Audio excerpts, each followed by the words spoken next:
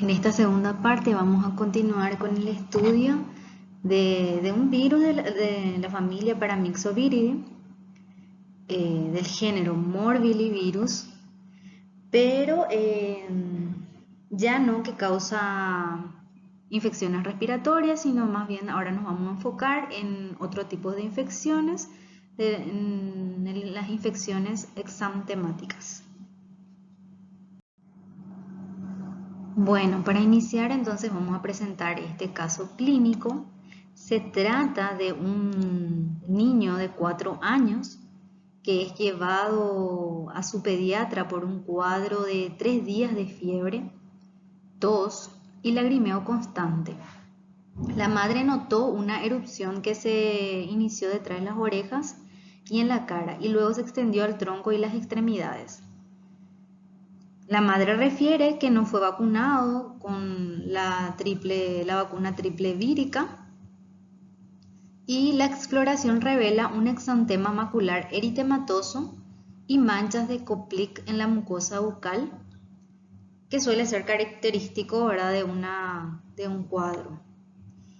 El médico entonces envía las muestras para el estudio serológico del paciente, muestras de suero, y posteriormente obtiene, ¿verdad?, el resultado laboratorial que le confirma el diagnóstico. Entonces, como podemos ver en la imagen, así sería la presentación del cuadro, los exantemas alrededor de todo del tronco, las extremidades. Se confirmó un diagnóstico de qué puede ser. Que puede ser un Paramyxoviridae que provoca una infección exantemática. Bueno, entonces dentro de esta familia se encuentra, ¿verdad?, el virus del sarampión. Entonces el cuadro clínico es el sarampión. Una vez que retorna el diagnóstico laboratorial, entonces el médico informa a las autoridades sanitarias, ya que este cuadro se encuentra dentro de las enfermedades de notificación obligatoria y que se debe vigilar constantemente.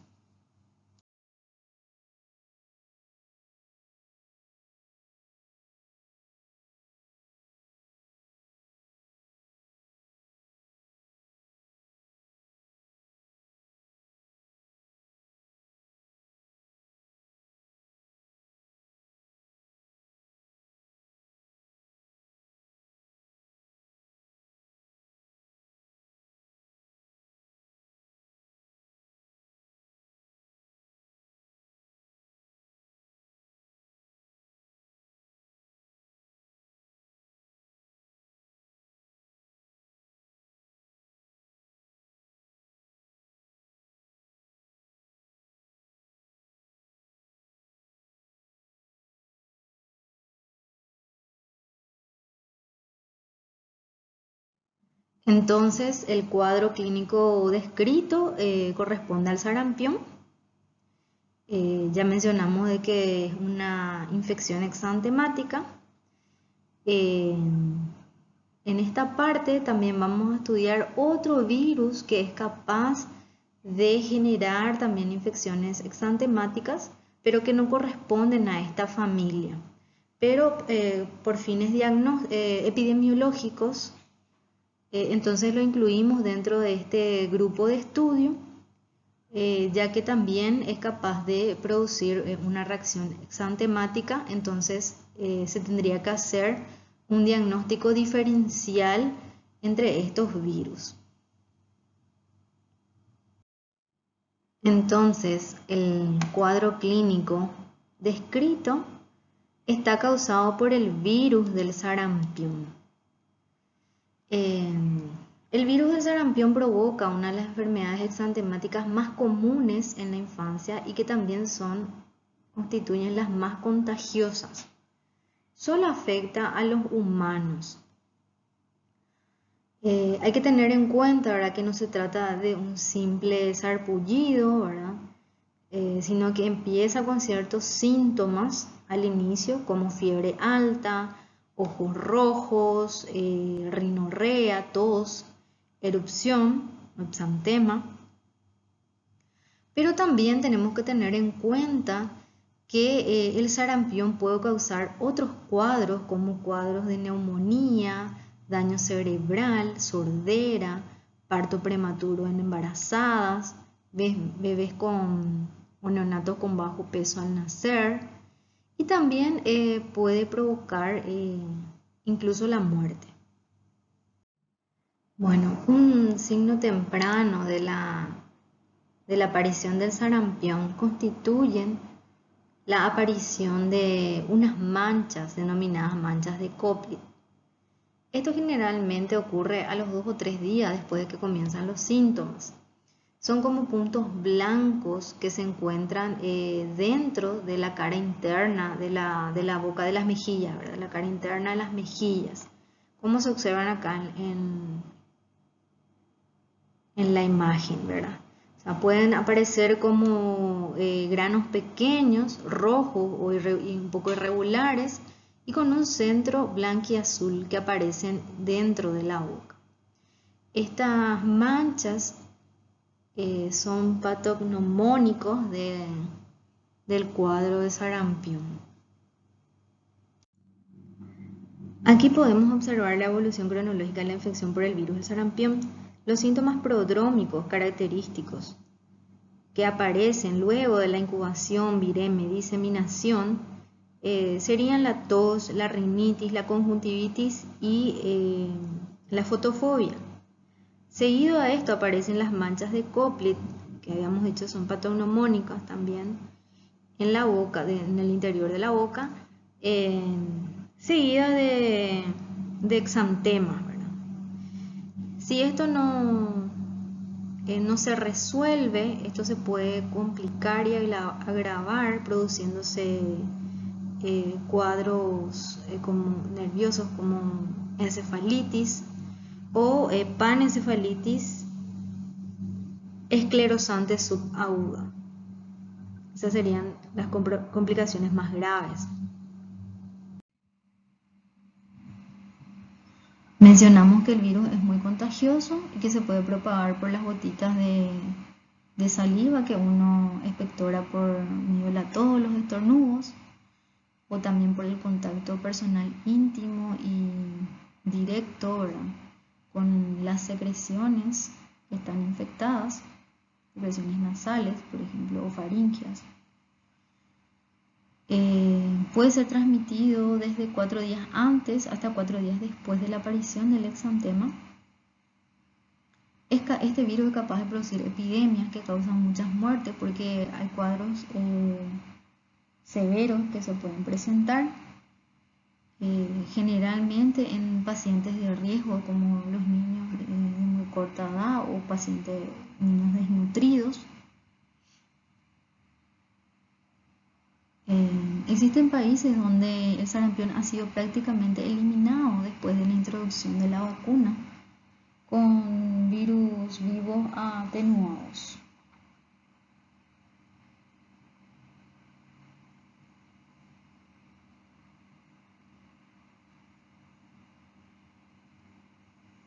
Pero así como en algunos países se ha llegado a erradicar este virus, existen otros donde la cobertura de inmunización no se realiza adecuadamente o la población no quiere participar. Entonces, en ese caso,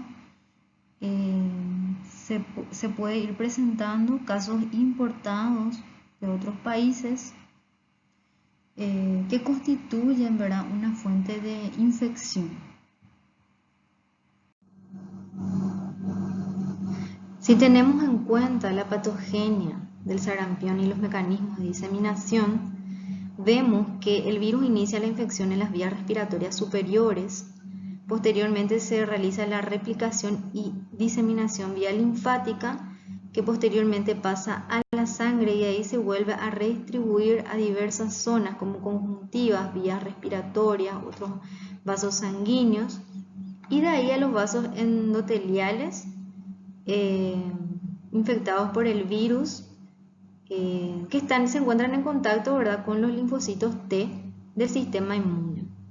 Esto provoca lo que conocemos como el cuadro exantémico, que generalmente aparece primero en el rostro, en la parte superior del cuello, y posteriormente, luego de 3 días, esto se extiende en las extremidades inferiores, como las manos y los pies. Este exantema puede durar 5 a 6 días y luego se desvanece. El intervalo entre la exposición al virus y la aparición del exantema oscila entre 7 y 18 días con un promedio de 14 días. Posterior a esto, entramos en un periodo de curación, donde uno adquiere inmunidad para toda la vida. Pero no obstante, podemos tener cuadros que se complican o cuadros atípicos donde existe, ¿verdad?, una complicación ya sea nerviosa, como cuadros de encefalitis, de panencefalitis, y falta también de curación de la infección aguda.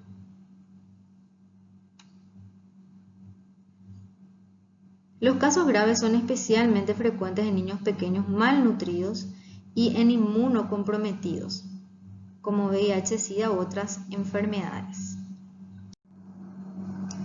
Entonces, cuadros no resueltos se pueden complicar, pueden presentar complicaciones tanto neurológicas como respiratorias. Entre las neurológicas, citamos acá que a medida que pasan los días, los meses o los años, se pueden presentar encefalomielitis postinfecciosa, encefalitis por cuerpo de inclusión asociados al sarampión, o casos más crónicos como panencefalitis esclerosante subaguda.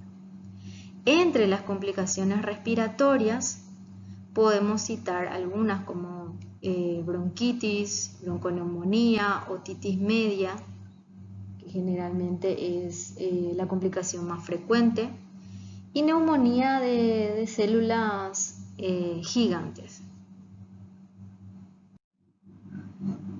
Como ya habíamos mencionado anteriormente, el sarampión es una de las principales causas de muerte en los niños pequeños, a pesar de que existe una vacuna segura y eficaz para poder prevenir este tipo de infecciones. En los años 1980, antes de que se generalizara el uso de la vacuna, el sarampión causaba cerca de 2,6 millones de muertes al año. Posteriormente, a partir de ese año, con la introducción e intensificación de la vacunación, las muertes se habían reducido. Se estima que entre el año 2000 y el 2014 la vacuna pudo evitar 17,1 millones de muertes. Entonces, se estima que a nivel mundial las defunciones por sarampión han descendido un 79%, pasando de 546.000 en el año 2000 a 114.000 en el año 2014. Y la mayoría de ellos se presenta en niños pequeños, ¿verdad?, menores de 5 años. El diagnóstico del sarampión se debe realizar principalmente por la clínica. Habíamos citado signos y síntomas y patognomónicos de este cuadro, y también por la confirmación laboratorial. Cuando hablamos de diagnóstico de laboratorio, podemos hablar de métodos directos que detectan la presencia o el antígeno viral, y métodos indirectos que detectan el producto, ¿verdad?, de la presencia de ese microorganismo en el organismo humano, como la producción de anticuerpos. Entonces, se puede determinar la la cantidad de anticuerpos de tipo IgM contra el sarampión, realizar el aislamiento del material genético del virus o la detección del genoma desde muestras como respiratorias, orina, sangre, tejido cerebral. Solamente que hay que tener en cuenta que este tipo de metodología, ¿verdad? Generalmente consta de una sensibilidad más baja que las pruebas serológicas. Por ello que se prefiere utilizar las pruebas serológicas sobre estos métodos. La seroconversión de IgG también es un indicativo que se utiliza. La cantidad de IgG debe aumentar al cuádruple o más de la concentración del virus del sarampión cuando la segunda muestra de suero se recoge como mínimo 10 días después de la primera que se recogió en la fase aguda. Entonces, para conocer la seroconversión de IgG de la infección por el virus del sarampión, tenemos que medir la cantidad de IgG al inicio en la fase aguda y pasado los 10 días de esa fase aguda de infección. Entonces, si el aumento se cuadruplica, si es 4 veces mayor o más, entonces podríamos estar en presencia de una infección por este virus. Esto no se cumple, ¿verdad?, cuando la persona ha recibido la vacunación con el antígeno de sarampión entre 8 a 6 semanas antes de la obtención de la muestra que se va a estudiar. En cuanto a la inmunidad del sarampión, solo existe un tipo antigénico, por lo tanto, la infección confiere una inmunidad de por vida. Una vez que uno se infecta, ya eso le confiere anticuerpos para toda la vida. Hay que tener en cuenta que en la mujer embarazada los anticuerpos penetran la placenta y esto genera o brinda protección al feto hasta los 6 meses. Entonces es una infección que las embarazadas deben controlarse. ¿Cómo se puede prevenir el sarampión? La vacunación es la medida más efectiva para poder prevenir esta infección. Contamos con la vacuna triple viral SPR, cuyas siglas en inglés son estas, que cubre contra el sarampión, paperas y rubeola. Esta debe aplicarse a los 12 meses de edad y un refuerzo a los 4 años de edad. Entonces, la vacuna triple viral. Se puede recomendar también esta vacuna para la vacunación de niños de 1 a 10 años o la vacuna de SR, sarampión rubeola, para las personas mayores de 10 años.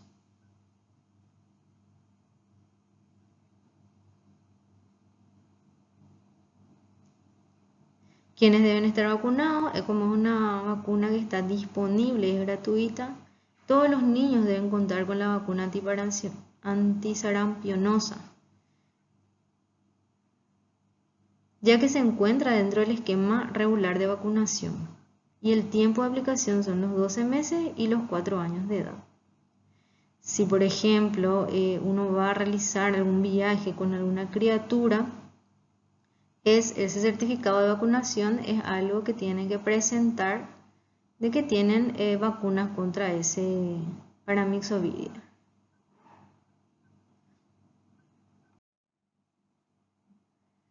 ¿Cuál sería la situación en Paraguay? El sarampión sigue siendo frecuente en muchos países en desarrollo, sobre todo en algunas zonas de África y Asia.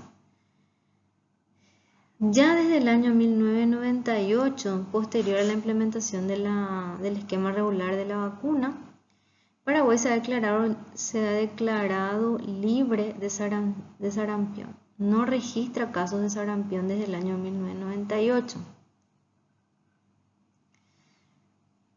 Posteriormente, pasados unos años, en el 2018, ¿verdad?, se notificaron 16.000 casos confirmados de sarampión en 12 países de la región de las Américas. Y cita ahí cuáles son esos países como Argentina, Brasil, Chile, Estados Unidos, Canadá, entre otros. De ahí radica la importancia de contar con una dosis de protección contra esta enfermedad.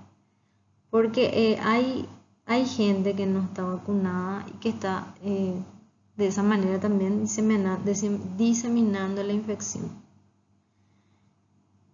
Como mencionamos al inicio, en el caso clínico es una enfermedad de notificación obligatoria en nuestro país. Ahora pasamos a estudiar otro virus que también provoca una infección exantemática, pero que no corresponde a un miembro de la familia Paramyxoviridae. Este virus forma parte de otra familia debido a sus propiedades químicas y físicas. Pero por motivos epidemiológicos y para mayor comprensión, anexamos dentro de esta parte donde estamos estudiando justamente las infecciones exantemáticas. Este virus se trata del virus de la rubeola. El virus de la rubeola es uno de los 5 exantemas, provoca uno de los 5 exantemas clásicos de la infancia. ¿Cuáles son otros? El sarampión, la roceola, el eritema infeccioso, la viruela y la rubeola que vamos a mencionar en este apartado. La rubeola también se le conoce como sarampión alemán. El virus de la rubeola es el único miembro del género Rubivirus de la familia Togaviridae. Se relaciona estrechamente con otros géneros que provocan cuadros encefalíticos. A diferencia de la mayoría de los togavirus, el virus de la rubeola no es transmitida por artrópodos, sino que se adquiere por vía respiratoria. Este virus es un virus casi esférico, está compuesto por una nucleocápside icosaédrica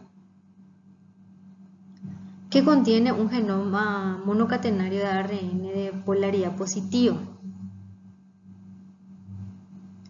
Se encuentra rodeado de una cubierta lipídica compleja. Las proteínas de la envoltura son glicoproteínas que existen como heterodímeros y se proyectan en forma de 6 a 8 espículas en la superficie del virus. Sabemos que todas estas proteínas le dan cierta especificidad antigénica o estructural, ¿verdad? Solo se conoce un serotipo del virus, pero los análisis del árbol filogenético, principalmente de la región que codifica para esa proteína E1, indican la existencia de por lo menos 7 genotipos diferentes representados en 2 clados. No existe una reacción cruzada entre este virus y otros togavirus. Las infecciones neonatales, infantiles y del adulto se presentan en toda la mucosa de las vías respiratorias altas. La rubeola tiene un periodo de incubación de aproximadamente 12 días.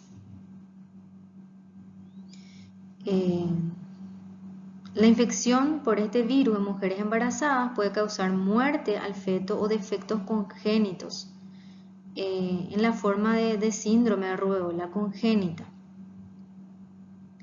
El virus se transmite por las secreciones respiratorias y generalmente se adquiere durante la infancia.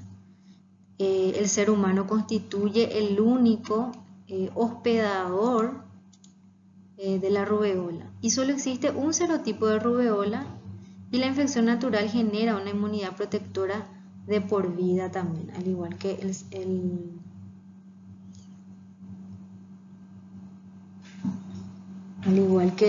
virus que citamos anteriormente. Entonces, brevemente, esquematizando todo lo que ya dijimos, el virus de la rubeola penetra e infecta la nasofaringe ¿verdad? Y se dirige hacia los pulmones, se disemina a los ganglios linfáticos y al sistema monocítico macrofágico. Posteriormente esto se expande, ¿verdad?, a la sangre, se produce la viremia. La viremia extiende el virus a otros tejidos, también a la piel, donde se produce fiebre y exantema, que es lo que podemos visualizar.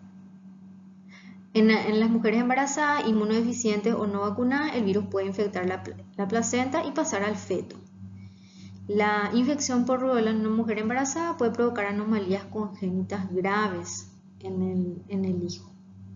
Por eso es una de las enfermedades infecciosas que las embarazadas tienen como plan de control. Con respecto a las manifestaciones clínicas, tiene un periodo de incubación de entre 18 y 21 días, asintomático al inicio en el periodo prodrómico, donde se van apareciendo los primeros signos y síntomas, como febrícula, catarro, conjuntivitis, que es raro. También se producen adenopatías antes del exantema. Generalmente estos son postauriculares, cervicales y occipitales. Estos ganglios a la palpación son duros y también dolorosos al inicio. También en esta patología, en esta infección, se pueden producir ciertas manchas que son como petequias que aparecen en el paladar, pero no son características patognomónicas como en el caso del sarampión. Y también tienen el nombre ¿verdad? Manchas de Foch-Weimar. Bueno, entonces se presenta un periodo exantemático, la fiebre que no supera los 39, el exantema maculopapular que dura característicamente 3 días. Este es un punto muy importante en esta infección exantemática. En los niños generalmente son no pruriginosos, pero en el adulto sí. ¿Cuáles son las complicaciones que se pueden presentar? Y varias: artritis, artralgias, encefalitis o trombocitopenia. Un cuadro grave que se puede presentar son los cuadros de rubéola congénita. El feto corre un riesgo hasta la 20ª semana de embarazo. La inmunidad materna contra el virus resultante de la exposición previa o de la vacunación impide esta transmisión fetal. Por eso es muy importante la vacunación en embarazadas y también el control de estas infecciones. Las manifestaciones más habituales de la infección congénita por rubéola se citan a continuación. Cabe resaltar lo que se denomina la triada de Gret, que está compuesta por cuadros de microcefalias, de problemas de audición,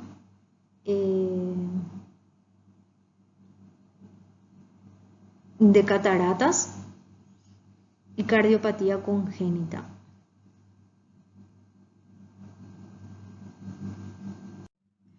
Como casi el 50% de las infecciones por este virus cursan de manera asintomática y también el exantema que se produce no es muy característico, se debe hacer el diagnóstico diferencial con otros virus que provocan también cuadros exantemáticos, como el caso del sarampión que citamos en esta clase. Pero también hay otros, ¿verdad? Otros microorganismos. Habitualmente el diagnóstico se confirma por la presencia de anticuerpos de tipo IgM específica antirrubéola. También se puede utilizar el incremento de 4 veces el título de anticuerpos del tipo IgG en comparación entre los sueros entre la fase aguda y la fase tomado durante la fase aguda y tomado durante la fase convaleciente, para poder detectar de que existió una infección reciente. Los anticuerpos frente a la rubéola se analizan al comienzo de la gestación para determinar el estado inmunitario de la mujer, por todos los problemas congénitos que puede conllevar una infección durante el embarazo, ¿verdad? Si la madre ya estuvo en contacto previamente con este virus, entonces ya va a tener anticuerpos neutralizantes que va a poder también servir al hijo, ¿verdad? Otra forma de diagnosticar es la detección del ARN viral por medio de métodos moleculares como RT-PCR y también el aislamiento del virus a partir de cultivos celulares, pero esta metodología generalmente resulta difícil y se utiliza poco. En cuanto a la prevención, se utiliza la misma vacuna triple viral que para el sarampión y la parotiditis, ¿verdad? Que es la SPR, y estas son sus siglas en inglés. Estas se deben aplicar, ¿verdad?, a los 12 meses de edad y se debe de realizar un refuerzo a los 4 años. Esta vacuna se recomienda para todos los niños y es efectiva y segura para poder prevenir infecciones y complicaciones por este tipo de virus. Bueno, y con eso terminamos la clase 33. Muchas gracias por el seguimiento.